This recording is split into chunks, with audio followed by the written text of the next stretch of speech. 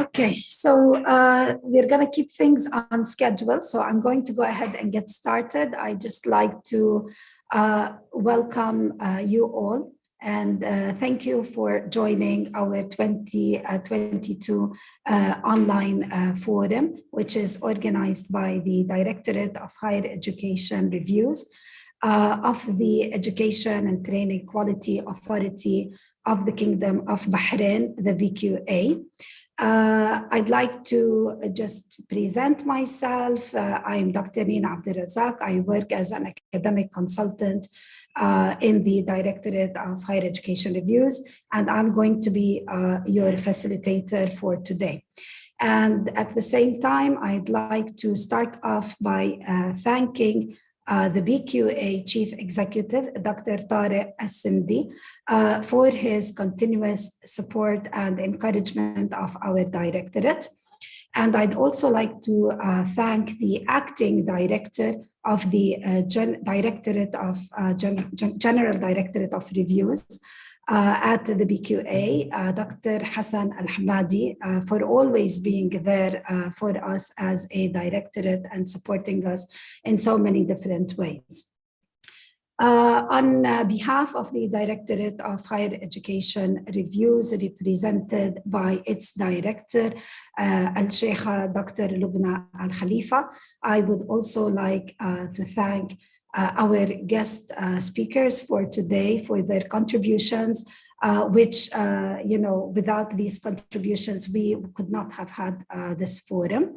And at the same time, before presenting our guest speakers, I just like to explain how the forum is going to proceed today. We are going to start off by just giving you a general idea of the main topics that the forum will focus on. And then after that, we'll start with our first guest speaker, and we are going to give you some time to get your questions answered. So there will be like a small Q&A session after each presentation. For you to basically pose your questions, please use the chat feature, and we will be selecting some questions to tackle. Of course, we may not be able to tackle all of the questions today, but that's okay because we will be compiling them and then sending them by email to our guest speakers in the hope that they will respond to you in writing through us, through our directorate. After we finish our three presentations with the Q&A sessions, in the end, there will be some time to just give you a summary of the presentations and also to highlight the main takeaways from today's forum. So without further ado, I'm just going to go ahead and explain a little bit about what our forum focuses on today, and then introduce you to our first speaker. Of course, as the title of the forum indicates, we are going to be looking at quality assurance in the past, present, and future. And what we mean by the past is basically like the beginning of the COVID-19 pandemic. So that to us now is a little bit in the past. And how basically higher education institutions try to deal with the pandemic, what were the main challenges and opportunities then. And also we will focus on the present now, because we know that in the present, we have new modes of teaching and learning taking place in higher education institutions all over the world, not just in Bahrain. And at the same time, we are going to look at the future, what is really needed for higher education institutions to be more prepared in terms of their quality assurance processes, to basically tackle any kind of, unexpected circumstances that may take place, anything similar to COVID, God forbid, or, something else. So this is basically the main focus for today. And I'm going to go ahead and introduce our first speaker, who is Professor Phil Cardew. Professor Phil is the Deputy Vice Chancellor of Academics at Leeds Beckett University, and he is a principal Fellow of the Higher Education Academy. He has worked at a senior level in several UK universities over the past 15 years, and he has been active in conducting institutional reviews of higher education institutions in different countries, internationally and regionally. I'm going to give the floor now to Professor Phil and ask him to please share his PowerPoint presentation. Professor Phil, the floor is all yours and you are muted. I think I'm not. Am I? Can you hear me? Yes, now we can hear you. That's good. And you can see my presentation? Yes. Good. Well, thank you very much. And thank you for inviting me to come and present to this forum today. A really interesting and important area. I've focused on really teaching and learning approaches following the pandemic. I think we all learned a lot in the last 2 years. We learned to think on our feet. We learned to respond to things very quickly. We didn't always make the right choices. And part of everything, I always reflect, quality assurance is as much about management as it is about knowing all the answers. So that's really the theme of my presentation. I'll go through it as swiftly as possible and allow plenty of time, hopefully, for questions and discussion at the end. So I suppose to start off with, transition is in the title of this forum, and I think transition is one of the most important themes currently. I think we're all in transition. I'm hoping to be in transition until I retire. I think we are working through different circumstances all the time. But one of the things I'm asked frequently by our board of governors, by colleagues in other universities is what can we do to build on the successes of the last 2 years, because it's not all been emergency and response to this. There's been some very good stuff going on.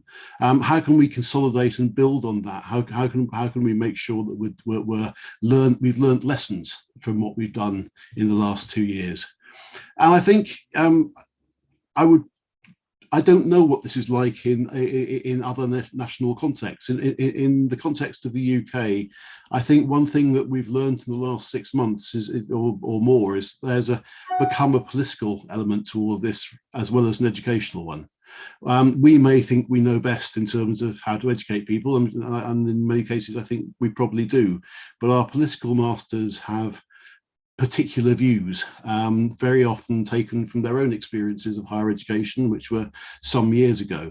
And one of the views that is prevalent in our own circumstance at the moment is that online education has become seen as second best, which is unfortunate, because I think before we went into the pandemic, I was planning a whole stream of different innovations and enhancements in terms of blended learning and online education, and giving students more choice and more optionality in how they study and when they study at university. That's become quite a lot more difficult just now. I think it'll settle down again in a couple of years, but I mean, our government, our regulator, the Office of Students, announced today that it's going to go and look at 8 large business courses in the UK in order to understand why they are selling students short by having a blended experience, which is a very bad way of presenting things sometimes, I think. But of course, some people maybe have done this for different reasons, and we must take that into account. So in doing that and reviewing that, I think we have to think about what has worked well, and what we may need to think about in terms of development in the future. From my perspective, in terms of our own university, the things that have worked well have been around the management of sessions that are either very big or very small. Before the pandemic, we had a number of lectures which were given 7 or 8 times to successive groups of students, because we simply didn't have rooms big enough to fit all the students in. And that's not a particularly wonderful way of teaching people, particularly if you're using multiple lecturers to do it. or the same lecturer getting increasingly more tired and forgetting what it is they said last time. So we've streamed them now, and we make them available synchronously and asynchronously. We record them, and that's really, well, it's certainly enhanced the participation, and I think enhanced the engagement. And colleagues are doing wonderful work then with following up that activity in small group sessions after the lecture, making sure that things are clear in terms of discussion. The other thing that's worked very well are smaller meetings, because simply the logistics of travel, transport, timing, all of that, you can have more of them. It's easier to have those kind of one-to-one sessions. And so some of the dissertation work, project work, some forms of class discussion have done extremely, had extreme benefits in that way. Less well, I think, are those aspects of teaching and learning where more human interaction is desirable, where you form a bond with the group over a course of time. I think our students have missed the social learning experiences, the before and after, going to a coffee bar and chatting about what was said in the seminar or the lecture, having that way of peer support and learning together. And so we're very much, focused in the last year, particularly on building that experience back up again. And at the moment, I have a whole project going across the university for the next 2 or 3 years, looking at enhancing course identity and course integrity to be able to increase that focus on the groups of students and the groups of staff working together. In terms of the next steps then, I think one thing I would say is it's probably best to go slowly at the moment, particularly for us in our current political circumstances. It's also best, I think, to support as much reasoned variability as possible. I'm not one for huge amounts of variability, certainly in terms of process in higher education, but I don't think it's possible to have a single approach to everything in teaching and learning terms, just from a disciplinary and subject basis.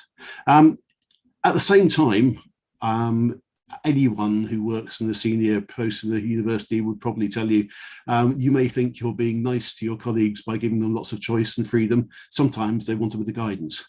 So direction and guidance and support and empowerment in making decisions, I think, is incredibly important. I spend quite a lot of my week simply reassuring people that I'm not going to sack them if they get things wrong, and they are going to be able to experiment and enhance their lives in the way they want to. In doing that, though, you have to be very clear with students what you're doing. Students aren't there to be experimented on. They're there to be supported and taught and helped to learn. But it's no harm engaging them in the project.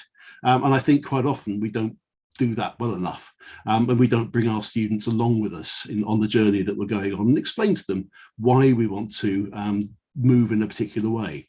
A lot of the concerns, certainly media concerns in the last few months about different forms of teaching, have been derived from institutions where they really just haven't told their students why they're working in a particular way. And so they've been allowed to presume it's all to do with cost saving or selling buildings, or the various things, rumours that spring up in the press. So we need to be able to alleviate those concerns and to work with both our staff group and our students to get them on side. In doing that, I think going back to first principles is often the thing to do, to make people go back to consider why they're approaching things in the way they are.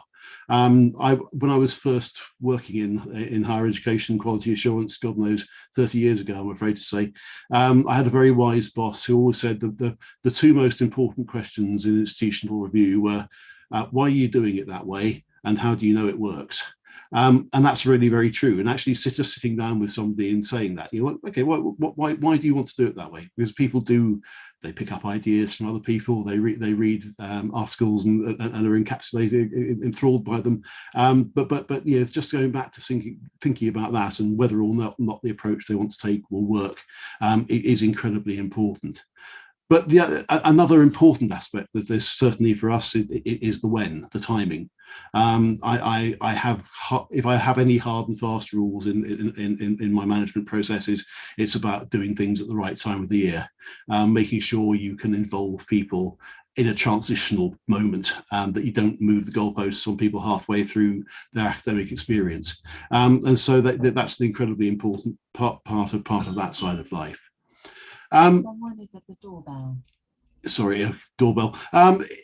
Finally, I think it's important to reflect that this is about the right kind of outcomes, about enhancement, and it's not driven by other factors.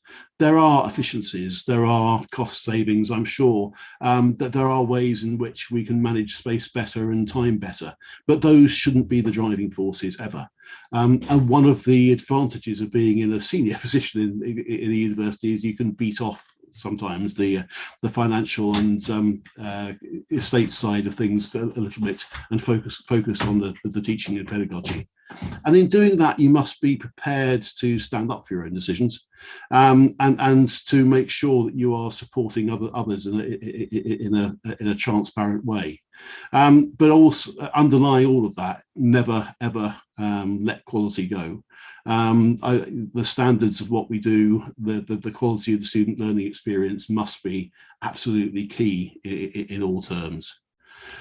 So to do that, I mean, I've worked consistently over my career to try and make sure that it's about the atmosphere of learning and teaching, and the supportive atmosphere and the academic debate that we all enter, and those are things that are important. I sometimes feel I encourage debate too much, and certainly encourage confrontation and challenge too much. But actually, that will happen if you don't encourage it. It goes underground and becomes resentment, and that's never a positive environment to work in. At the same time, you have to be very clear where the cutoff points are, what you will and will not accept in terms of variability of approach or base standards. I use the mathematical term lowest common denominator often in terms of regulation and process. And I say this is what everyone must do. Then you can decide over and above that how you might want to vary it, enhance it, adapt it to your own circumstances. And that's I find always a very useful approach to be taking. You don't need to know everything as a manager, and you don't. And actually, I think the point at which you become a reasonable and mature manager is when you're able to own up to that in public. Admitting you don't know all the answers and that you need to work with other people to gain them, I think is incredibly important. We're all finding our way slightly, and we all need help from each other. And talking through those worries and concerns in a reasonably public environment is an extremely important thing to do. The most important, this is one of my guiding principles in life, let alone the current circumstance of quality assurance, is don't create antagonism simply by being dogmatic. If you have a reason for wanting to do something, then say what that reason is, but be prepared actually to admit that may not be the right thing. And reflect on it, and own up occasionally if you think you have got things wrong. We are in education. We should be educating each other. We should be working together. The important thing is to maintain a calm, clear, and consistent approach in taking that forward. And in doing that, all we're really ever looking to do is to improve the teaching quality and the student experience in higher education. That's a very easy aim to sign up to. And I think as long as we remember that all the time, and we don't make decisions for the wrong reasons, and we do reflect that it's a good journey to go on together, I think that we're always going to create an enhancing atmosphere and something that allows development to work in a proper collegiate way. Just finally, in that respect, it is important just occasionally to go back to where you started from. Why am I on this journey? Because again, we can get just caught up in enhancement for the sake of enhancement sometimes. And I think just stopping occasionally and thinking, okay, where have I got to? Have I done enough now? What should we do in terms of the pace of change over the next few years? I think one thing we've learned over the last couple of years, we've all had to adapt to a load of stuff very quickly. I think my colleagues are tired. I think they are getting a little bit, tired of having to adapt to new things all the time. So I'm consciously planning next year to be a slightly less hectic year. I'm wanting to create, an environment where we can steady things off a little bit and not have to change everything at once. And I think it's important to build those breaks in occasionally, and not be in a situation where everything has to be consistently changing. Apart from anything, that allows you to know whether some of the enhancements you've made in the past are actually working. As I can continually say to my board of governors, it takes 2 or 3 years for some of the things I'm doing now to have effect. And we're starting to see that in terms of our results and profile at the moment. And it is seeming that the last 7 years of strategy really are working. But you need to allow that to happen. If you're continually changing, then you're never in a situation where you can actually test things properly and reflect on whether or not they work. Thank you very much. Thank you very much, Professor Phil.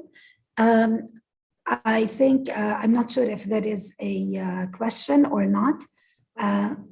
Yes, there is one question. Okay. Maybe I'm going to start first with the question that I see in front of me.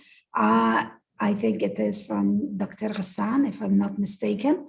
And the question reads, he says, many thanks, Professor Phil. Any views about the issue of mental health of staff and students post-COVID-19? So would you like to comment on this? Yes, thank you. I think mental health issues, mental health support is something that has been a growing part of all our lives in the last 10 years or so. I think the notion concept was what I was talking about really a little bit a few slides ago in terms of the social learning experiences. I think isolation has been a big factor for students and staff. For students who are coming to university expecting one kind of experience and then finding a very different one, and often with unfortunate consequences in terms of maybe if they'd known how life was going to work, they'd have stayed at home that year. Whereas they're stuck in a lonely room on their own, away from home, without the social environment to make up for it. That would be. So I think we've put a lot of work into communication and support, making sure people have the right online access and things like that.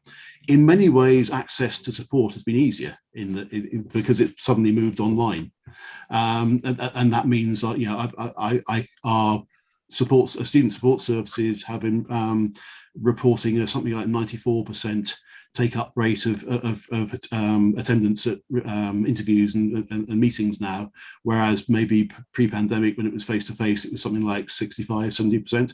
People are coming along, and also they're feeling more able to come along because it seems more private. There's nothing. I think some students feel terrible to be sitting outside a room that's marking them as having a problem. And so we've always worked on waiting areas and things in that way to try and support that. But I think equally staff though, and particularly there, I think the two pressures. One, are many colleagues with young children who've had to support young children while they've been working at home through the pandemic and the effect that's had on them. I speak as a grandfather who's been looking after his granddaughter a lot of the time. Well, I relate to that absolutely. But the other is about the always on. The problem with online support and online learning is that students feel they can email you at 11:30 on a Saturday night and they want an answer. And I've always tried to be very clear about boundaries there, and allow people to have that downtime. Thank you, Professor Phil. There's another question from, I think, Dr. Gegan. Dr. Gegan is asking about technology and how can technology help the quality assurance process in evolving the teaching and learning environment. So the role of technology in helping quality assurance.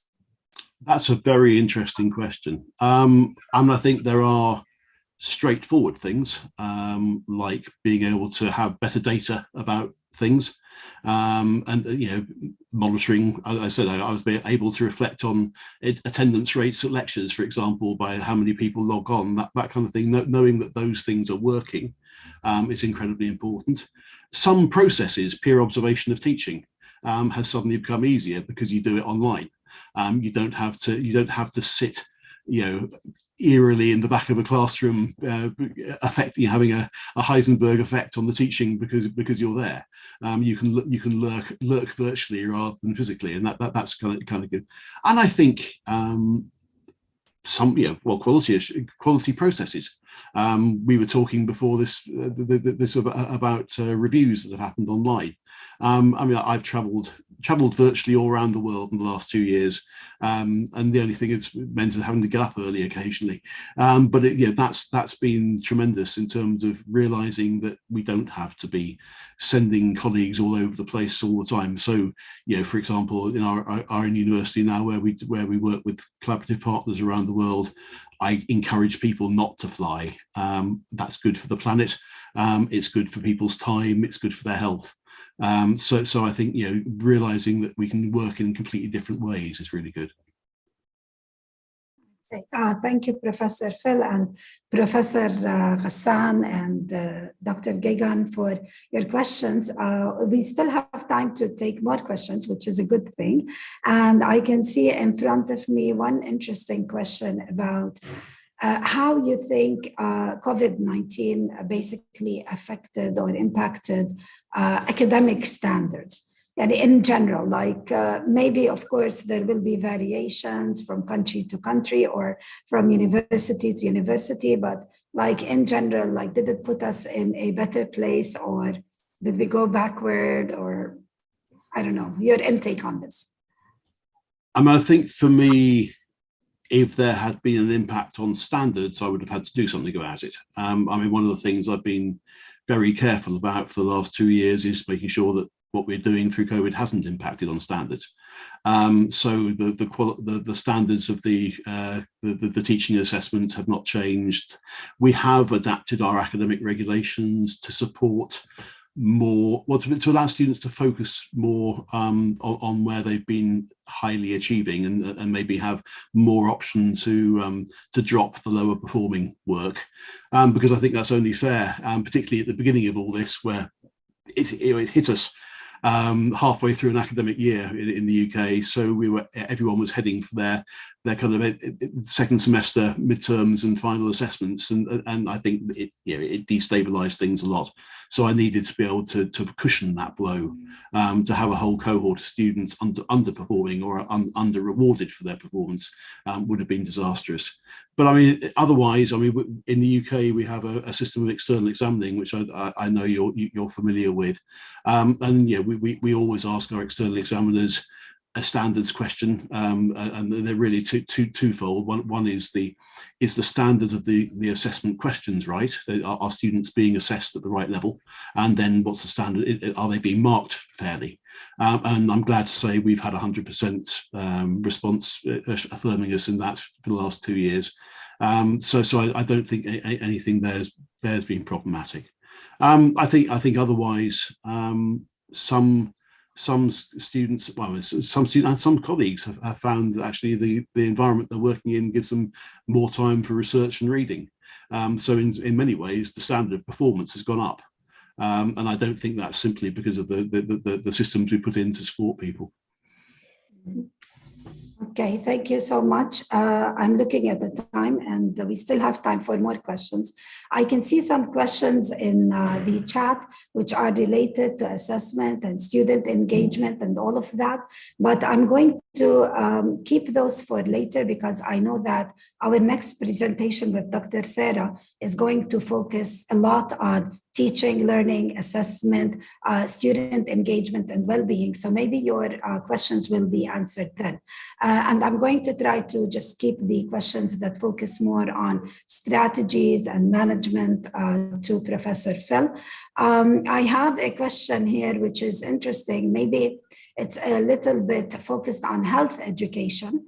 And the question is from Dr. Muhammad. from King Saud University.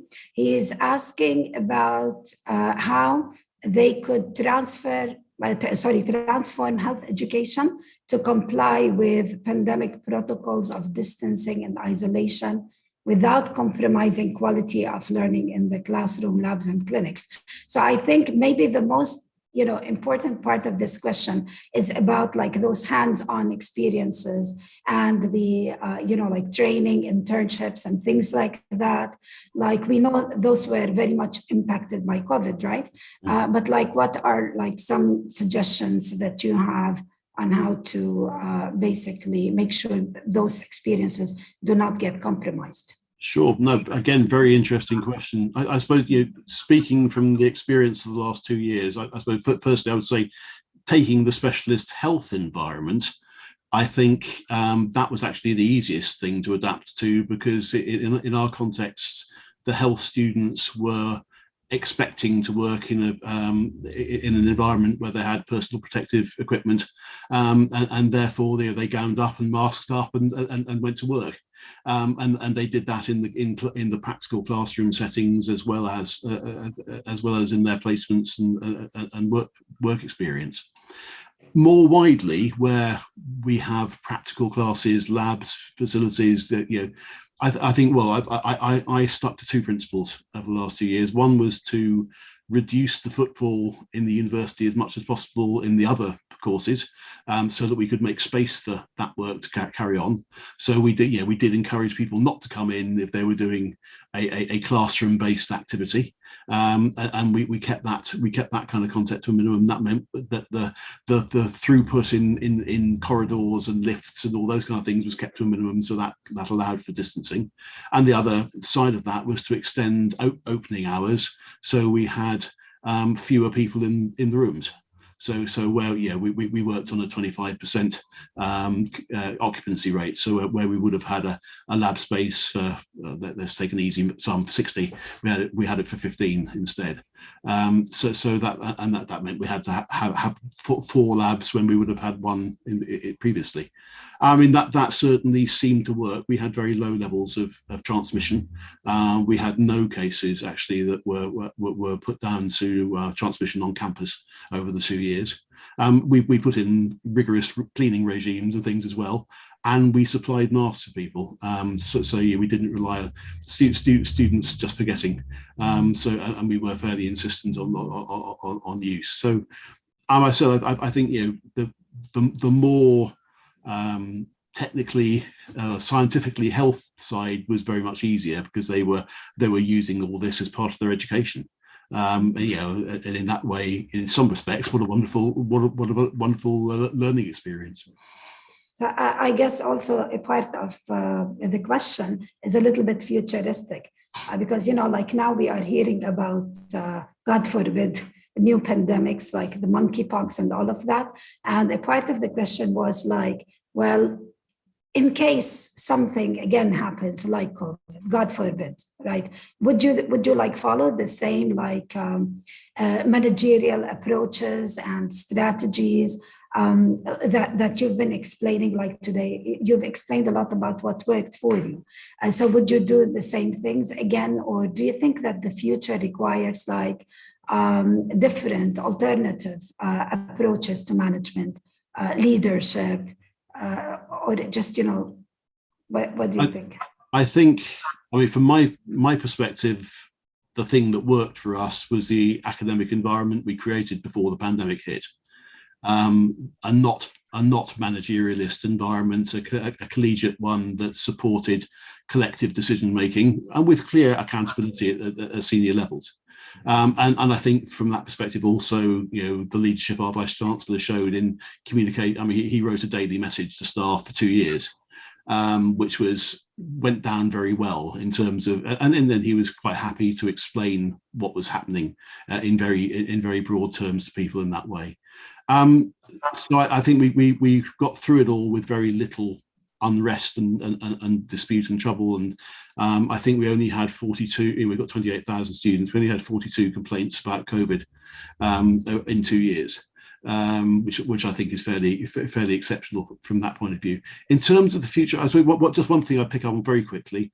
I think current circumstances have made people very interested in virtual experiences or mixed media experiences. So our education school, for example, does a lot of virtual reality classroom work.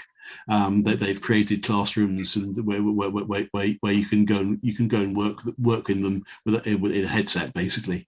I think the same thing in health, where you can map the body parts and internal body organs onto a person and things like that.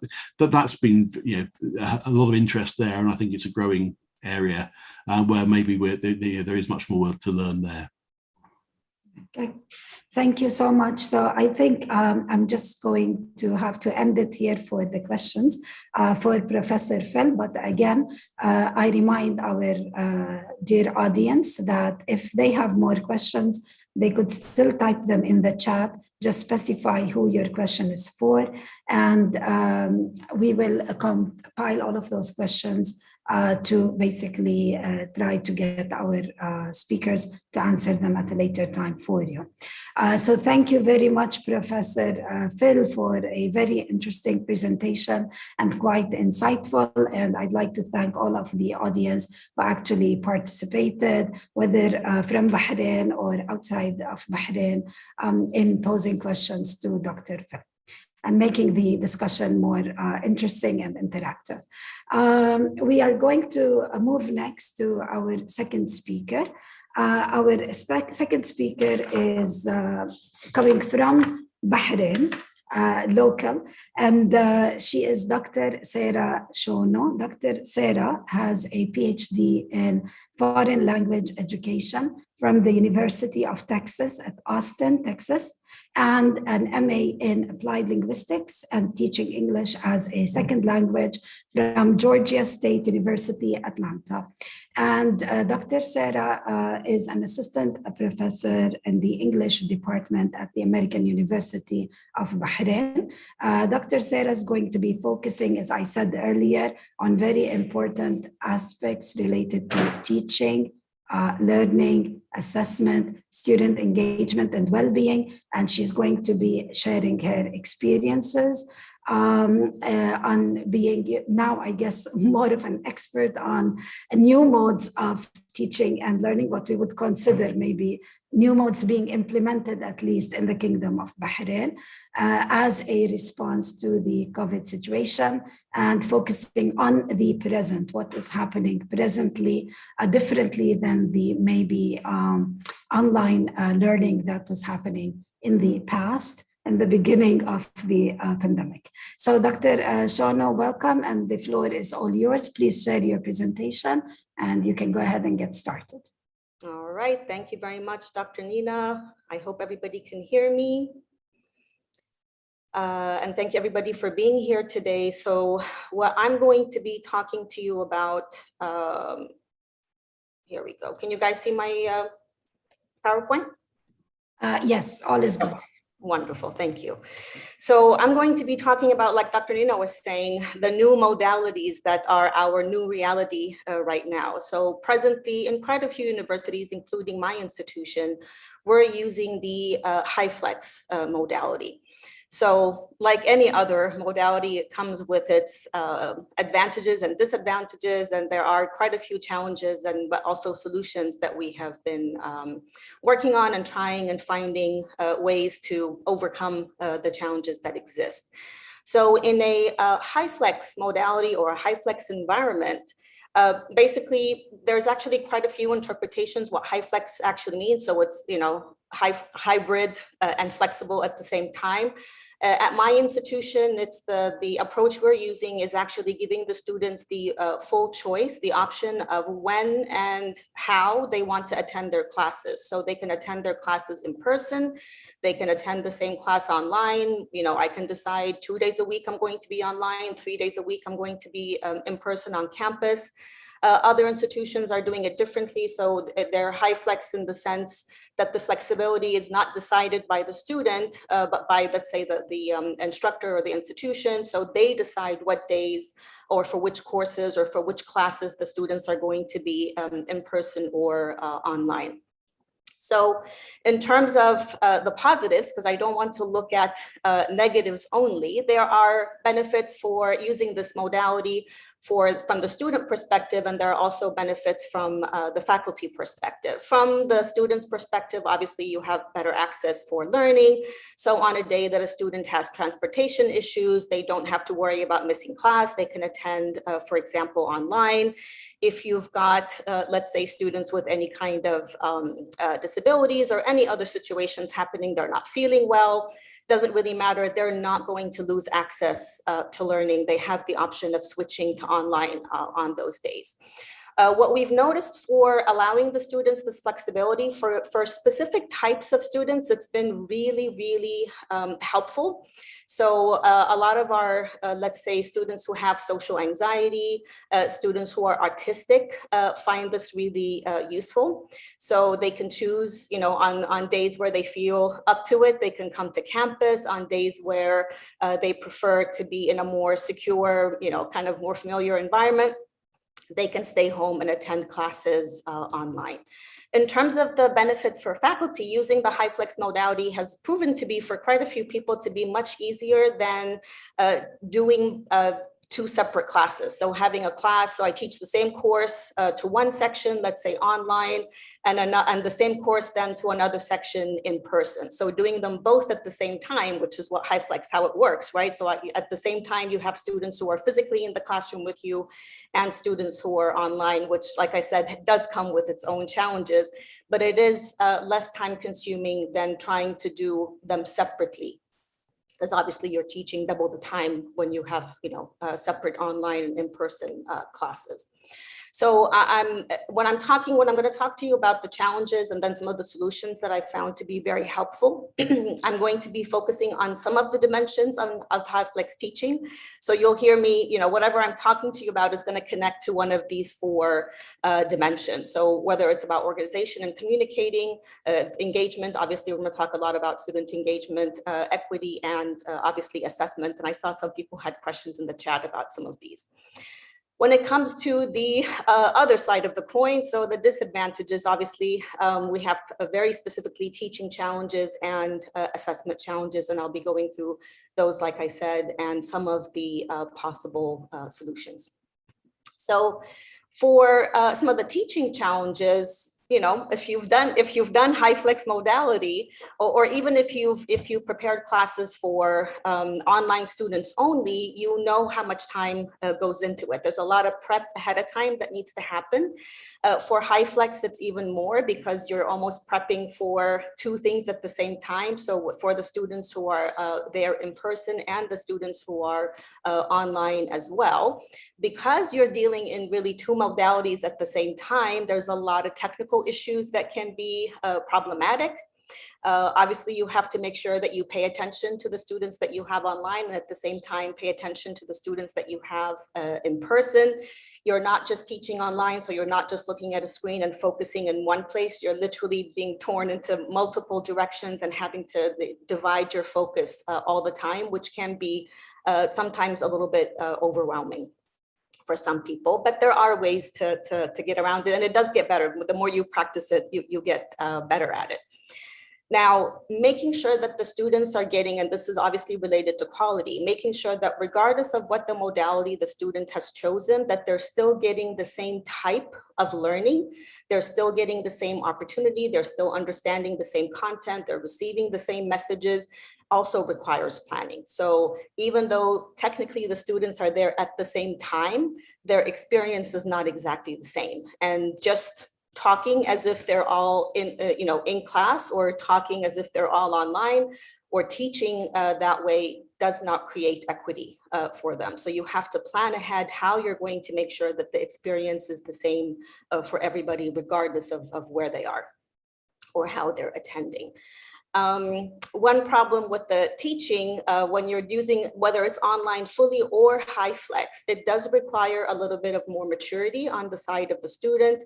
It requires the students to be self-directed, self-motivated, really good at managing their time, because online and high flex learning really requires students to be more responsible. And not all students obviously are like that. If you're teaching maybe graduate students, research has shown that this works really well, because they tend to be self-directed, self-motivated, responsible, self-sufficient kind of learners, or independent learners. But when it comes to undergraduates, especially in their first or second year, it's much more challenging for them. So it becomes automatically more difficult to teach these students, because you're expecting them to rely on themselves to do certain things on their own, but they're not actually prepared for that. One of the biggest challenges that we have, whether with online or high flex, is actually keeping students engaged. I'm pretty sure quite a few people have experienced issues with that. So what gets in the way of student engagement? Quite a lot, unfortunately. So many of them, try to hide behind the screen. So they choose to attend online, even if they don't have any reason to attend online. A lot of research has shown that even if the students don't have a lot of work, they do tend to perceive that they have a lot of work to do. So they think that they're being overloaded. This is sometimes actually true, and I'll talk about that in a minute. And also there's the choice overload problem as well. So what a lot of faculty have done to try to respond and try to get students engaged is to give them a lot of choices, whether it's, modality is one of them, what we're doing in class, different types of assessment, different types of participation. And research has shown that this can be overwhelming for the students as well, because again, we're talking about a certain level of maturity and independence, and you're asking them to make all these decisions and choosing what's best for them. And that can be actually scary for quite a few students, even though they may not be able to, put their finger on it and tell you this is really overwhelming, or I don't know how to make the right choice. So it has gone in the way of them being engaged. So when we want learning to happen, obviously it requires student engagement. What that's going to necessitate is that the students engage with each other, which is obviously has been a problem for many people in terms of online learning. They need to engage with their instructors. Also, there's a lot of reduction in that, whether online or high flex modality. They need to engage with the content as well. So as I'm talking to you about the solution, you'll see how I've tried to cover the different aspects of engagement that leads to learning. So to try to overcome some of these teaching and engagement challenges when it comes to high flex modality specifically, there's a few things that I found that work really well. So talking to the students very often, regardless of whether they're online or in person, and really from early on, from the beginning of the semester, even before the semester starts, really helps them in terms of focus, helps in building those relationships, creating that connection, especially between the instructor and the students. So letting them know ahead of time, what this class is about, when are we going to meet? And usually, most people have, most institutions use some kind of learning management system. So at least a couple of days before class, you can start to talk to your students. And I don't mean, meeting them necessarily, but posting things for them, letting them know what the structure is going to be. What are we doing this week, for example? Telling them what your expectations are, whether they're going to be attending online or in person, are usually also very helpful strategies. New things that I started using that I've never used obviously before the pandemic is creating netiquette rules. So when you are attending online, what are the expectations? What are you supposed to do? What is required of you? And I've also started using something that has been extremely useful, which is course contracts. So basically, these are the terms, these are the expectations, these are what's required of you as a participant in this class. And I actually have the students physically sign the contract from the beginning. So they have to do this in the first week of classes because it gives them a little bit of structure. It kind of tells them, it sets the tone so they know what's expected and they don't feel overwhelmed by too many options, too many choices, too many things that are happening. So they know exactly what they're supposed to do and how they're supposed to do it. If any of you are interested, by the way, I have examples of these and I'll be happy to share them through the chat or maybe through Dr. Nina later, if you would like to see what those look like. So letting the students know what they're going to do I usually don't do it on a daily basis for class, but I like to do it on a weekly basis. So this is what we're going to be talking about, again, posted usually on the learning management system. Here are the handouts we're going to need in class. So the students can actually, the ones online can download them ahead of time, or if we have activities, they can look at them. Because, you know, when they're online, they're not always on with you the whole time. So you don't want them to lose time looking for documents, trying to find things, downloading. You know, as long as they know what your expectations are, what we're going to be working on, it helps them stay focused and engaged because they're not running around trying to find things or download things, etc. Not forgetting about the guys who are online is really, really important. So I try to have checkpoints for the online students because a lot of them tend to get pretty quiet. Research has shown that they tend to be the ones who attend online, whether, you know, fully or partially, they tend to be more engaged at the beginning of the semester. And then as the weeks go on, their engagement level decreases. By mid-semester, you know, many of them are kind of like switched off and not really there. So for every class, I try to have checkpoints with the students. So right before class starts, you know, we're online, class hasn't started, but still the kind of things that happen normally in a classroom where you're chatting with the students and asking them, you know, about what they're doing today or something that they told you, an activity or, you know, a hobby, whatever it is, or an event that they're going to attend. And then during the class, making sure that you are constantly checking, especially if they're not participating, asking them questions, asking them for opinion, you know, even talking about them, even if you're not requiring them to say anything, can actually be very helpful. Same thing at the end of class, double checking. Does anybody want to ask anything? Are there any issues that you online people would like to, you know, comment on or discuss or anything like that? So that they know that you haven't forgotten about them. They're part of the class. They're part of this social group, which I think is part of what they're missing when they're online. A lot of times when we're teaching online students in person and online, we forget about the technical issues. So, you know, unless you have an institution where in the classroom, they've set up microphones all over the classroom for you, what happens is that the students who are online may not be able to hear other students in the classroom. So again, we want that engagement between students and among students. So when they ask the question, when they make a comment, the ones who are attending in person, a lot of times the students online cannot hear anything. They may hear noise, they may hear, you know, they can tell that somebody's talking, but they don't hear anything. So it's really important for the instructor to repeat so they don't feel that they're being dismissed or they're being ignored.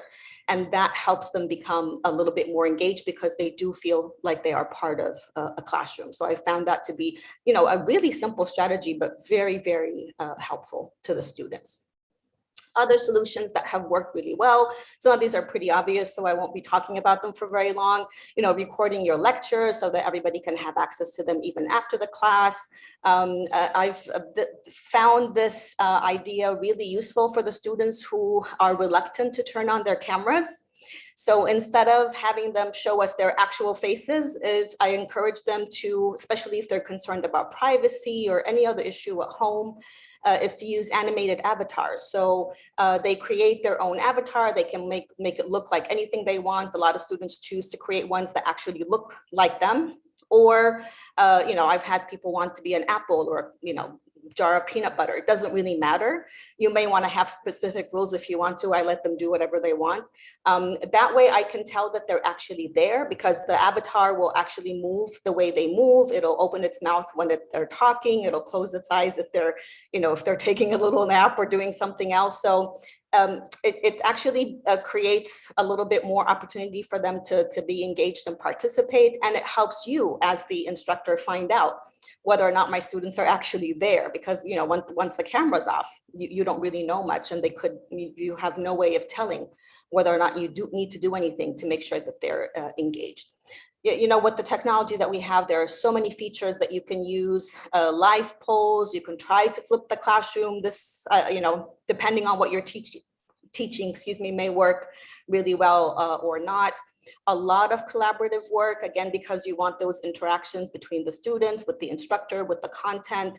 It helps a lot, especially for the online students. And there are quite a few options and ways that you can do collaborative work. Trying to come up with different ways for students to participate. I'm not really sure why, but a lot of my students are, you know, even the ones who are very outgoing, very social, very talkative, very opinionated, when they're in class, they're talking, they're participating. When they're online, they switch off. So they just don't want to participate. Being on camera for some reason bothers them. So creating other ways for them to participate, whether we're talking about discussion forums online, whether using the chat during class or even after class, coming up, even I've had colleagues asking students to actually just send them their notes from class and counting that as their participation with like their ideas or their comments or questions on certain things. So also just like participation, providing them with ways to ask or channels to ask questions is also really important, because if they're not willing to say anything, then they're also probably not willing to ask questions. So, you know, whether you give them a chance to have a session for them, whether you have meetings for them individually, whether again, you're using a discussion forum, like a Q&A discussion forum, whether you're using the chat, all of these can be very useful. What I've tried and has worked really well, especially for those reluctant participants online, is to have somebody be the voice of the chat. So somebody who's willing to talk can actually tell the class, including the instructor, what is being said in the chat. So when a student types a question or a comment, you have somebody who's willing to do it. You know, sometimes works, sometimes doesn't, but you do need to have that one person who's willing to help out and willing to talk. It's very helpful. I talked about the forums already. Now, when it comes to the assessment challenges, I think the biggest problem has been and there are quite a few, this is not the only one, but the biggest issue has been with academic integrity. So because students take exams, let's say online, it doesn't matter if you're using some kind of online proctoring system or you're using a lockdown browser, the students have found ways to get around it. So it's been really the biggest challenge, I think, for a lot of people. Some assessment solutions, and I have to tell you before I start going through these, that none of these are easy and they all require a lot of work on the instructor's side. So I understand why some people don't like to use them. But switching to more formative and continuous assessment can be very helpful. Using e-portfolio assessments, kind of like scaffolding, having the students work on something in bits and pieces, building up towards like a final product. That also helps them a little bit with not feeling overwhelmed with work, because they're working slowly and they can see the progress. I found reflections to be really useful. So having students, for example, talk about their own experience and their own learning, what went well for them, what didn't go well, as a way of assessing their learning, because you can tell what they've learned and what they haven't learned as they're reflecting. Even if you're using, let's say, collaborative big projects, doing 360 reflections, so they have to talk about themselves and others with them in the project, is also really helpful. Replacing our usual traditional tests, which is not easy, is also an option. Again, lots of different types of assessment that you can go to. Something that has worked for some people is having an oral exam component. So they have a written exam, but then they double check the students' responses by giving them an oral exam on the same content. What I've used mostly, to be honest with you, is this last option, which is the open book exam. So I don't require the students to regurgitate. I don't require them to repeat any information or memorize anything, but I actually ask them to think and respond and apply the knowledge. So it's not really something they can look up or cheat on, because they really have to understand the content to be able to respond. This takes a lot of time. This is the drawback for this kind of solution, but it actually works really well. So my exams are open book, open world, open internet, and I don't think, I mean, I'm pretty sure some of them find a way to get around it and cheat, but overall, I feel like the integrity of the exams is pretty high. Just, looking at their levels and their responses and their grades as well. Now, final note on student well-being, and you can see I snuck in faculty well-being in there as well, because a lot of research has been really focused on the students and not really the people who are supporting and teaching the students. There's a lot of research out there that is telling us the same thing. Students are depressed, students are stressed out, students are overwhelmed, students are really struggling socially, emotionally, psychologically, financially, even health-wise during the pandemic. And regardless of whatever modality that they're using, there are drawbacks to all of them in terms of well-being. The same can be said about faculty. One of the major causes has been the amount of time that we have been spending in front of screens like we all are right now. So from a student perspective, students on average pre-pandemic used to spend about 3 to 5 hours on their computers. Now, it's actually double that. So people are spending, or students are spending 8 to 10 hours. So you can see where they can, perceive that there's an overload, that they don't have time for their social activities, especially those who don't go to campus. They're not involved in the sports. They're not involved in the clubs. They feel pretty cut off from the rest of the world. What I haven't been able to really find is any really good solutions for how do we take care of the students' well-being. Forget about the faculty for now, because we're talking about students, but how do we help the students in terms of what they're dealing with? The major solution has been just a lot of communication, a lot of connection, a lot of trying to build that social connection with the students, student to student and faculty to students as well. And obviously there's a lot of support institutions can give. So, you could have maybe a counselor or a therapist. Some universities are doing online meditation sessions for their students.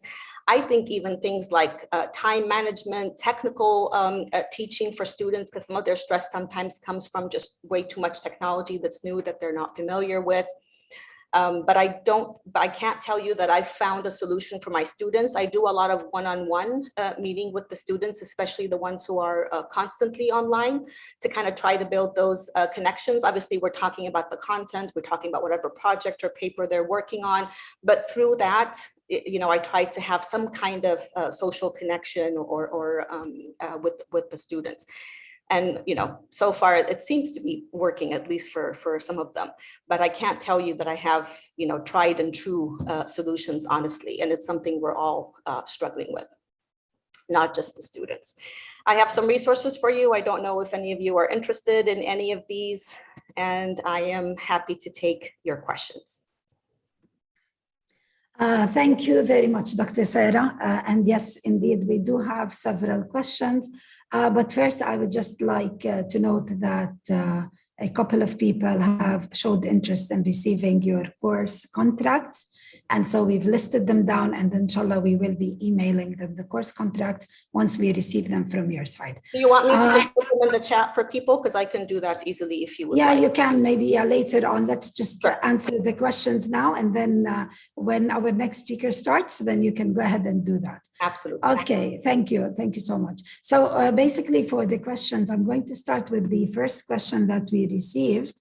Let me try to locate it. Yes, basically, you highlighted the main challenges taking place when new modalities are being implemented, like HighFlex.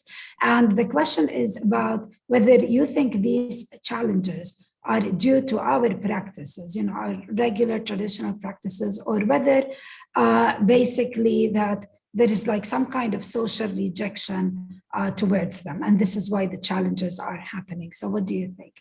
I think at the beginning of the pandemic, it probably was the way we were teaching and our practices, because it was new to everybody, but I don't really call that HighFlex or online. It was emergency teaching, what we were doing at the beginning of the pandemic.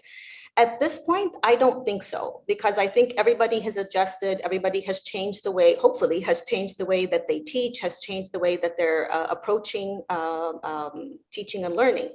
So I don't think so. And it seems to be an international phenomenon. It's not something that you see only in Bahrain or only in the US. I mean, if you read the articles, there's everything, everywhere. Everybody's talking about exactly the same thing. We have COVID fatigue, all of us, students and faculty and administrators and people working, you know, anywhere and everywhere. There's a lot of uncertainty out there. A lot of students, part of the issue with well-being is a lot of students are talking about, college students are talking about how they are really scared about the future. They don't know if their degrees are going to be acceptable. They don't know if they're learning well enough to be able to actually, you know, join the job market. They don't really know, is this going to continue forever? Their social isolation that they're experiencing. So I don't think it's the way that we are teaching. I think it's an international phenomenon, unfortunately, because of the unprecedented situation that we're all going through. Okay, thank you. The next question is about basically the recording of sessions. The first question was from Dr. Ahmed Al-Habadi, by the way. So thank you, Dr. Ahmed. The second question is from Dr. Asma Ayari. And she's saying that when you record like the sessions, what is happening sometimes is that students are stopping to participate or to attend the lectures because they know that they can always go and access those recorded sessions. So I don't know, what is your input on this? The workaround, because the person who asked the question is absolutely correct. The workaround is that attendance is required. So if you're taking attendance and you require them to be there, and if you actually are also requiring a certain amount of engagement, although you may want to, you know, change what participation is when they're online, then they really can't do that. So they can't skip class and just watch the video. Or the recording of the session, because then they're losing out on other things, including, you know, being counted as present and getting participation points. So if you're not doing that, I don't see how you're going to be able to get them not to do that. Yeah, that makes a lot of sense. The next question is from Dr. Abdul Qadir Al-Awadi, and he is saying that he has tried HyFlex in his classroom, but he's found that he's having difficulties managing the face-to-face students. So do you have any ideas how to help, you know, in this situation?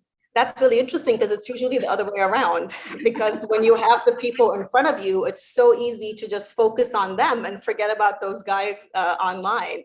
So that's interesting. What I've tried to do and works really well, and I think it's going to help, you know, regardless of which ones you're losing track of, is to actually have the students interact with each other online. So even though you have students in the classroom, they still need to have, you know, a tablet or a laptop or something with them, even their phone, if you're okay with that, and have them interact with the students online, whether they're working together on an activity or something else, you know, shared document that they're supposed to edit, or they're doing a peer review for each other.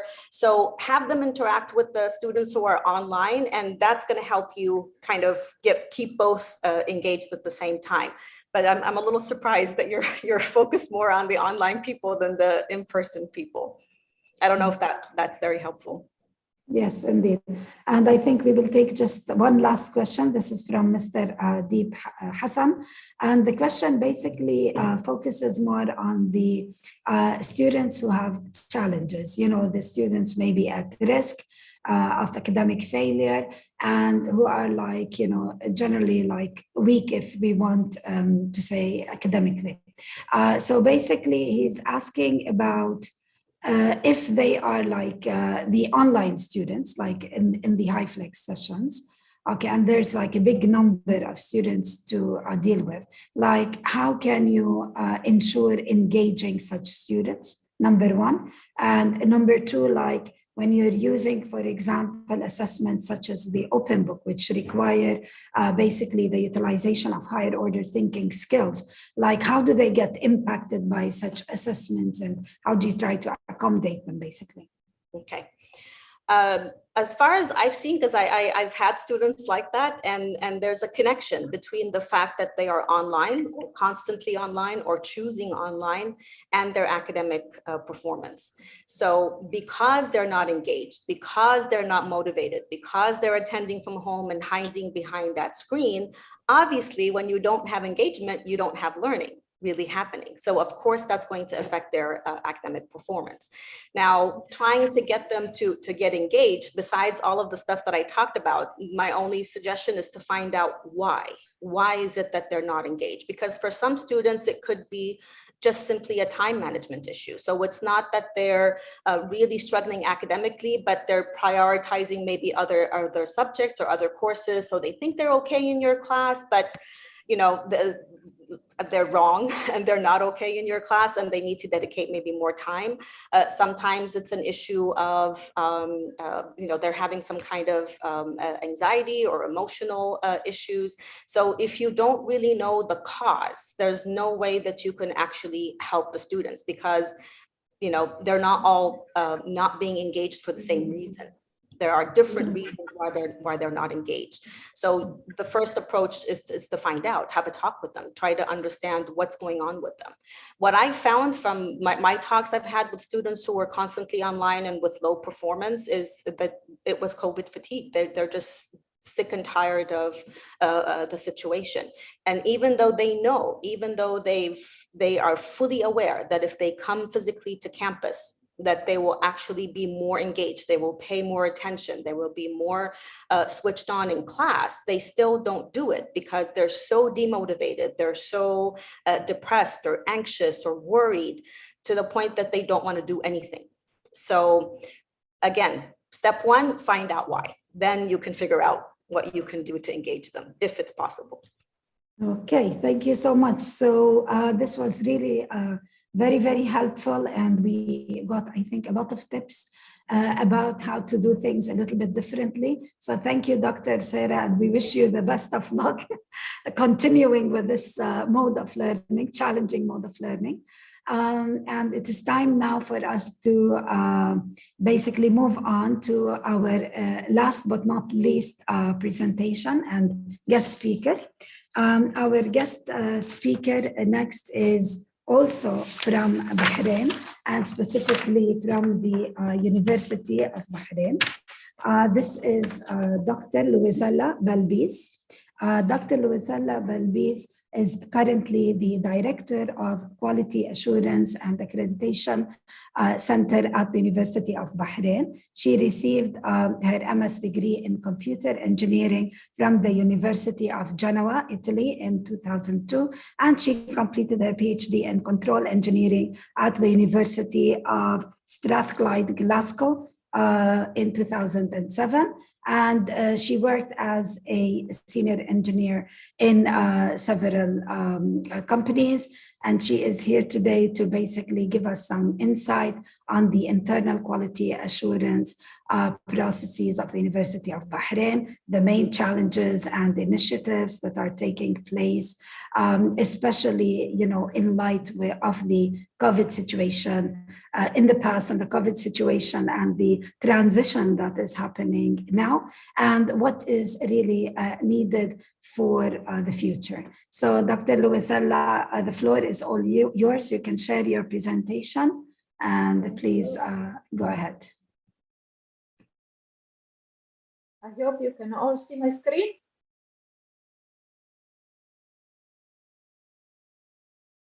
Can you see? No, we cannot see the presentation yet. Yes, it's coming now. Okay. Excellent. Okay, fine. Yes. Yes. Okay. Yes. So first of all, thank you for. But Dr. Louisella, the slide. Just go back to the first slide, please. Yes. Okay, that's fine. Go ahead. Thank you so much. Okay, we are set. Okay, great. So actually, yes, I would like to talk a little bit about my experience as a quality assurance director at University of Bahrain. I took over in December 2019. So just really before all the pandemic crisis took over the world. So my experience was a little bit hectic because we had to change a lot of policies, procedure, and our way of operating. And for me, it was everything new, quality assurance itself and the new experience with the pandemic. Actually, the challenges that I'm going to talk about today, they are challenges that they were there before the pandemic, during the pandemic, but hopefully with some of the initiatives, we'll try to minimize it and not happening in the future. So my keywords, I say it is simplicity. And I feel that basically we have to go back to make things easy and simple for everyone. Before actually I get into the details of what are our main challenges and initiatives, I would like just to present briefly what is UOB and how the scale of operation that we have to deal with. It is a university that is a little bit over 30 years old. We have 9 colleges and 4 language centers. We have a total of 106 academic programs with undergrad and postgrad programs, and over 30,000 enrolled students. In addition to having the review from the National Quality Assurance Authority, VQA, we also pursue international accreditation for some of our programs and colleges. We have at the moment 15 international accredited programs, and we have 2 internationally accredited colleges. So we are dealing also with the requirements from different entities, and we have in particular 6 international accreditation agencies that we are dealing with. And we have about a student to faculty ratio, which is about 39:1. So you can notice that actually we have a lot of students and I would say not enough faculty. So resources are strained also in that sense. So this is just to give you an image of what the quality assurance has to deal with. And I want also to briefly present you what is our quality assurance structure. We have at university level a quality assurance and accreditation center, which I'm the director of. And the main function or responsibility of this office is to set all the quality assurance policies, procedure, processes, and guides for the whole university. And of course, we also monitor the implementation of such policies and procedure. And we liaise with external entities, and we gather all the requirements and transform them into our policy, procedure, and processes. And also we do capacity building workshop for our faculty member in order to make them sure that they are aware of what is required. At the college level, we have quality assurance offices, which are headed by directors. And those are, as I always define them, they are my ears and eyes inside the colleges, and they are actually monitor the implementation of the policies from the program themselves. The quality assurance directors, together with myself and other additional members, form the executive committee. And this executive committee meets almost every 2 weeks to discuss what are our improvements in our quality assurance system. So basically, based on the feedback that they gather from the colleges, we review our policy, our procedure, we decide what is the strategy forward for the quality assurance, and we report on any issue that the program might face in implementing what are the requirements, and so on and so forth. At the department level, or actually, I should say at program level, we have many committees, but I put there the ones that are more crucial for the implementation really of quality assurance. So usually what we find at program level is the quality assurance committee. They are the one that they are in charge of evaluating the programs themselves through survey, through measuring the learning outcomes, through gathering feedback from the different stakeholders and so on. And all the assessment and evaluation of the programs done by the quality assurance committee is then passed to the curriculum committee for changes on the program. So basically, this is how we organize the quality assurance work at the University of Bahrain. Our internal quality assurance system, I would say that does not differ much from other quality assurance systems. We have basically internal processes and procedure and policies, and with assigned responsibility, who's in charge of what. We have tools for self-assessment and evaluation, which is of course a big part of the quality assurance system. And actually the output from the self-assessment and evaluation is used for continuous improvement and change management. So as you might already know, we have continuous cycle of measurement, evaluation, action planning, and improvement, and so on. Another big part of our internal quality assurance system is the documentation, because we need to have to make sure that we are collecting all the proper documentation and evidence, and that we have proof to show that what we are doing and to measure what we are doing. One important, very important part or vital part is the communication and capacity building, because every stakeholder has to be aware of what is required from the quality assurance, and they need to know how it is done. So this is, as I say, a very important part that we don't have to miss in our quality assurance system. Now, on the paper, I will say that we have everything that is needed in terms of having a quality assurance system, internal quality assurance. But what is our experience is that there is a difference between the intended outcome and the real outcome. In particular, since the University of Bahrain is a very big entity, what we notice is that we have inconsistent implementation across colleges. So we have some colleges which are implemented partially, some policies, or they are implemented incorrectly. So we have a variety of practices across colleges. Also, what we notice is sometimes we have lacking of documentation, or we have poor documentation, and this is creating for us a problem, especially when it is the moment of demonstrating what is all our work that goes behind the scene and what we are really doing. Now, when we are going to dig a little bit on why we have these issues, what is that is limiting our quality assurance system? And there are different reasons. One is something that I believe it is not only for University of Bahrain, but I would say that is in common to many universities and many entities, is that we lack of resources. So we have problems in terms of financial and also human resources. How we are overcoming this problem? What we start a series of initiatives. One of them is try to promote a relationship with other institutions and quality assurance organizations.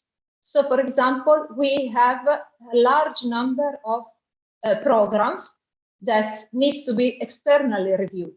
Now, this is usually associated with some kind of financial costs. So what we are trying to do now is to establish a relationship with other universities or other quality assurance entities, like for example in CAI, and see how we can organize some kind of mutual exchange and conduct certain operation without having too much cost involved for us. And also, as Professor Phil highlighted, in this pandemic, we learned a good lesson that not everything is to be conducted on campus. So we can, say reduce costs also conducting things online where it is not necessary that things are conducted face to face. Now, at the University of Bahrain, we have quite reasonable number of administrative staff.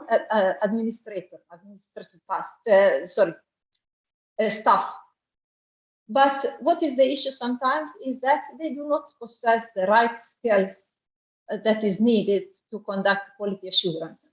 So another initiative is to reskill and upskill what are the existing employees. And this takes time, but it is a good way to use whatever human capital is available for us. And then, as I mentioned before, one of the main things is simplify the QA process. Now, as I mentioned, we have a student to faculty ratio, which is 39:1, and our faculty members are really busy teaching courses, and of course, they have duties in relation also to research and community service. So sometimes they feel that the quality assurance are overburdening their work. So what we try to do here is we are trying to make the quality assurance more sustainable by reducing as much as possible the paperwork that is involved. And this is also bring me to my next point, which is the complexity of the quality assurance process. This is another issue because as we started 12 years ago with the establishment of the QAC Center, things have grown exponentially. So we have been adding policies over policies, forms over form, procedure over procedure. Every time there is a new quality assurance requirement, we initiated new policy, we initiated new form. Also, sometimes what happens is that there is high turnover of quality assurance director and quality assurance people involved in quality assurance. So, as Professor Phil said, when you make a change, it takes time to see the effect later on. And sometimes things or change happens too fast.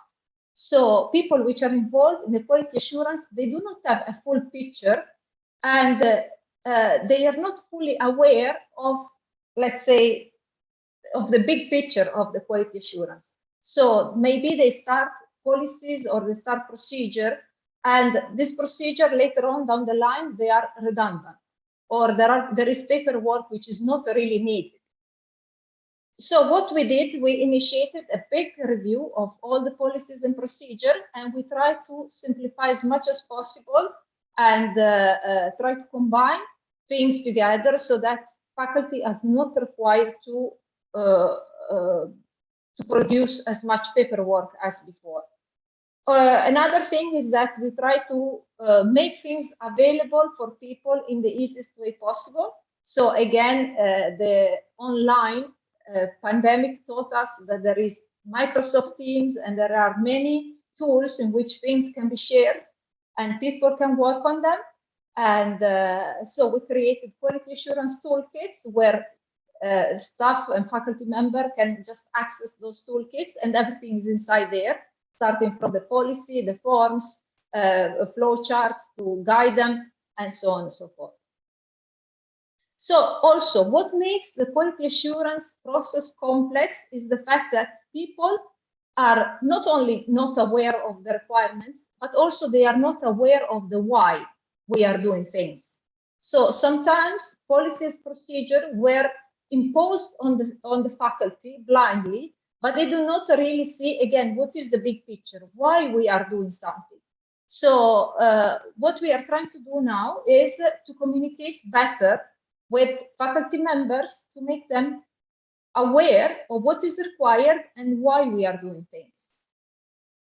And again, this point brings me to the next challenge and the last challenge that I want to talk about, which is insufficient buy-in and ownership. What do I mean by that? I mean that there is a big misconception, and again, I don't know if this is only for University of Bahrain or is a common problem.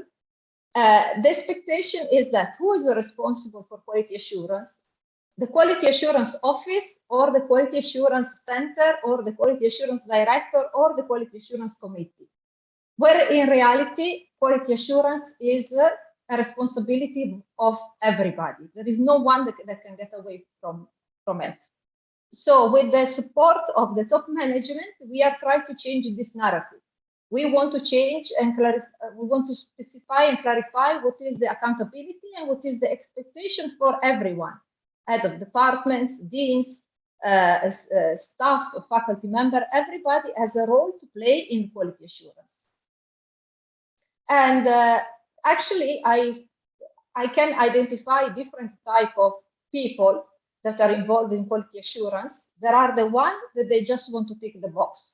So they just want to do the paperwork, tick the box and said, yes, we are done what is required for quality assurance. There are the other type of people which instead they try to get away in every way possible, and you have to constantly police them. Both of them are wrong. The one that they produce the paperwork or the one that they don't produce it, because they are going against what is really the principle of quality assurance. So basically, how we can overcome this problem? We have to overcome this problem by moving from policy-centric to a value-centric view. What do I mean by that? We need to make people understand that we are not doing things from the sake of filling paper, but because we believe in them. And we believe that the quality assurance is fitting what is our value and what is our goal. Sometimes I hear comments from people and they say to me, quality assurance is a very useful thing, it's a very useful tool, and it is really has an impact on what we are doing. And I say to them, yes, you are right. I'm happy to hear this. Sometimes I hear people that they say quality assurance is totally useless and it is just a waste of time. And my answer to them is, yes, you are totally right. Maybe I'm not so happy about it, but still they are right. Why? Because quality assurance can be as useful or as useless as you make it. If you are just filling a paper for the sake of filling a paper, it's useless. If you are just doing it with the intention of improving, then it is the best tool that you can have. So what I want to conclude here is that to move from paperwork to a real enhancement, we really need to have a balance of things. We need to have a balance of academic values. We need to have a balance of managerial effort, as Professor Phil introduced in the beginning. And we have to consider also the policy-making aspect of it. So that's it. Thank you. So if you have any question. Thank you very much, Dr. Louisa. And, you really were very transparent in highlighting the main challenges when it comes to implementing quality assurance processes. And I think, many will agree with me that this is not unique to the University of Bahrain alone, but also from what we see, from our position here at the BQA, that many of the things you said are really challenges everywhere. And not just in Bahrain, by the way, but, many of us also work on projects regionally and some maybe internationally, and we see similar scenarios. But we have a question, a very long question from Dr. Muhammad Madani from King Saud University. And Dr. Muhammad, I'm going to try to summarize his question. He asks basically about benchmarks, how the University of Bahrain sets the parameters for using and identifying benchmarks, if any, and if you're able also to get like KPI data from the benchmark institutions. So he's asking about the status of benchmarking at the university. And also he is asking about the measurement of the performance of, he calls it the deanship of the quality and development, but I think in your case it is the center. So if there is any kind of evaluation that is done for the performance of the quality assurance center at the University of Bahrain. So he would like to basically learn from your experience at the university. Yes. Go ahead. Yes, benchmarking is actually a topic that is creating a lot of, let's say, headache in the institution for some time.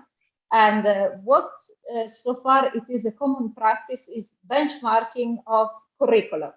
So we are doing quite extensive benchmarking of curriculums, especially in the phase of approving new programs. What we require is all the departments to go through an extensive exercise of benchmarking to make sure that the curriculum content, the learning outcomes, and also the admission criteria are in line with similar programs.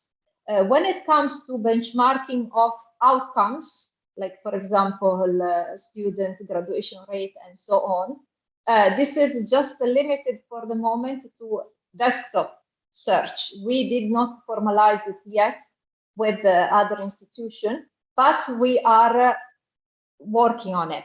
And the intention is to conduct really proper formal benchmarking with the other institution. And the second question was about our performance. Actually, let's say that our main performance indicator is the review conducted by BQA, because they are doing an extensive job to review our programs and to make sure that we are satisfying the requirements of their framework. So for us, any program that passes successfully the review is a measure of our success as quality assurance.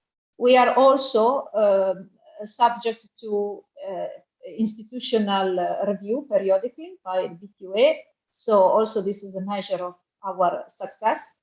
And basically this is what we do. Of course, we also look at students' outcome. So we have recently produced a report about the employment of our students.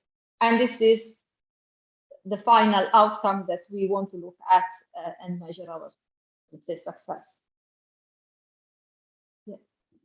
Okay, thank you, Dr. Luisella. I think you did a good job at answering this question. There is another question from Dr. Indu Banna. She is asking about your strategies at the university to integrate quality assurance basically in teaching and learning. Now, we know like one of your slides talked about the different structures that you have. So maybe that could be, I think, related to this question. If you want to elaborate a little bit on like how do you do it to ensure that the quality assurance is being integrated in everything that's happening at the university. Yes, we of course we have a policy for teaching and learning at the university, and part of the especially during the pandemic, this was applied because there was a big concern about the teaching methods and the learning experience of the students. So the quality assurance directors were actually put in charge of monitoring also the quality of the online classes. So they could have actually access to the Blackboard platform and review some of the classes. So this is how we make sure that teaching and learning is up to standard. Yes, this is what we did for the pandemic time. Now, in a normal time, we ask also the faculty member to produce a portfolio of their work, and this portfolio is reviewed and assessed, so we can verify what is every aspect of their teaching and learning. And we also have peer observation. The peer observation is actually implemented by the Unit for Teaching and Learning at the University of Bahrain. They have this program of peer observing faculty members. So based on the observation, they can give feedback to the faculty member that they can improve their teaching and learning. And also the workshops, which are organized by the unit, are tailored to improve the skills of the faculty member based on the observation. Okay, thank you so much, Dr. Luisella. Very interesting, and of course, especially coming from the largest university in Bahrain. So your experience is really very valuable to, I think, all of us, and also to our audience from outside of the kingdom. We don't have any more questions for Dr. Luisella, but we still have some time, just a few minutes. And I noticed that there was a question for Dr. Sarah Shono. If Sarah, you're still with us, I can see.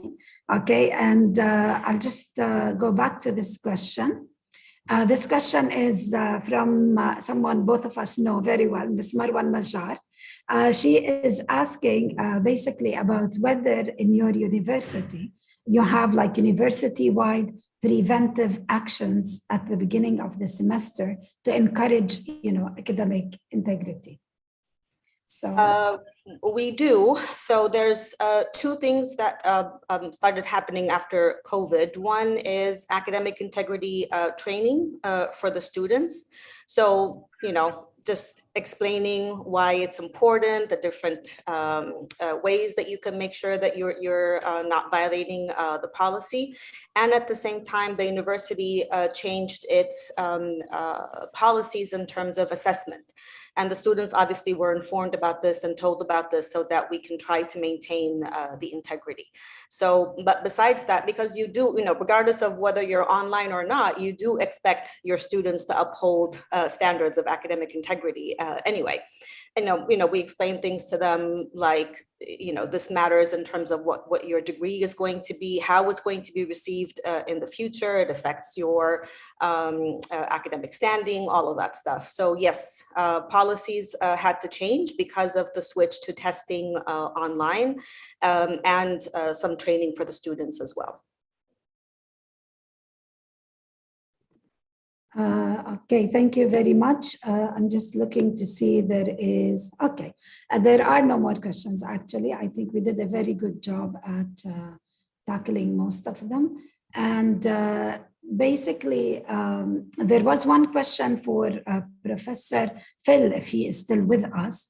Maybe the question is not really very relevant to what you were talking about, but I think because you are coming from an international, setting, and you have many years of experience, the question is about online degrees, and basically, what's your, intake on this? Like online degrees still in the Middle East, because I know you have a lot of experience working in many countries here in this area. They are not still, accepted. And so basically, what do you think? Do you think the future holds a kind of acceptance or approval of online degrees in this area? I mean, I don't know, in this region of the world? Well, I think for me, all degrees carry the reputation and process of their awarding body. There are plenty of very reputable online degrees. I mean, my university has about 50 of them, and they are delivered to the same standard and with the same assessment regimes as anything else. As we all know, there are plenty of bogus ones out there. There are plenty of places you can just buy a bogus certificate, come to that, but then they obviously have an entirely different status. I mean, the big thing in UK higher education from our government's point of view at the moment is moving away from long degree programs through to smaller micro-credentials. That's a whole new world, and I think the challenge we're all facing at the moment is how you would build up lots of short courses into something we would think of as a degree program. That's difficult because it's not just a simple matter, as we all know, of credit accumulation. It's about scaffolding learning and developing independence and throughout the whole program. But that's something that I'm certainly thinking about at the moment. Okay, thank you so much. That's all the time that we have for questions. What I'm going to do next is basically go over just some of the main points that were raised basically in the presentations as a summary, and then just maybe have like a concluding statement highlighting the main takeaway from today's forum. So we started this forum with Professor Phil Cardew, highlighting in his presentation what worked and what did not really work well in higher education institutions, the responses to the COVID-19 pandemic, while he stressed the importance of basically having in our new educational working environments and maybe in future, educational environments, a clear and well-supported strategic management approach, and one that strictly takes a pedagogic perspective and does not only focus on efficiency, but also on the enhancement of the quality of practices and outcomes. And what I understood from his presentation is that this can actually materialize through a supportive environment characterized by flexibility and encouraging deliberation, discussion, and innovation. Next, we move to maybe I would say a more hands-on approach with Dr. Sarah Shono, which in her presentation, she explained the benefits of the high flex mode of learning and outlined the dimensions of this mode. She also touched upon the main teaching and assessment challenges tied to high flex teaching and learning, and among them mainly the challenge of keeping online students engaged and the challenge of ensuring academic integrity in online assessments, among many other challenges that she talked about. She also presented a number of measures as solutions to these challenges, including clear, frequent, and early communication of expectations with students, the utilization of motivating techniques such as animated avatars and live polls, flipping the classroom, incorporation of collaborative work and diverse modes of participation, and the incorporation of more formative assessments in addition to alternative performance-based assessments such as research, problem-based learning, projects, presentations, case study analysis, and oral and open book exams. Her presentation also shed light on how to ensure that students and faculty well-being basically is ensured throughout the high flex sessions and other, of course, modes of learning. Last but not least, Dr. Louisella Belbis focused basically on internal quality assurance processes at the University of Bahrain. And I think a lot of the things that she said basically resonated in other educational institutions also. And basically, she highlighted the main challenges that are existing in terms of implementing quality assurance at the university, but also the many initiatives that are being taken in order to address those challenges and fill, some of the gaps that are still existing. She also basically concluded with, I think, which is the main takeaway from today's forum, that what is really needed in the future of higher education is basically a transition. And Professor Phil had highlighted or emphasized transition in the beginning of this forum. And it's really a transition from focusing on developing policies and implementing policies to basically more of a focus on academic values and the instilling of academic values throughout the communities and the cultures of the universities, so that basically the importance of all the operations that are happening and the value of the operations basically becomes clear to each and everyone working in the higher education institutions,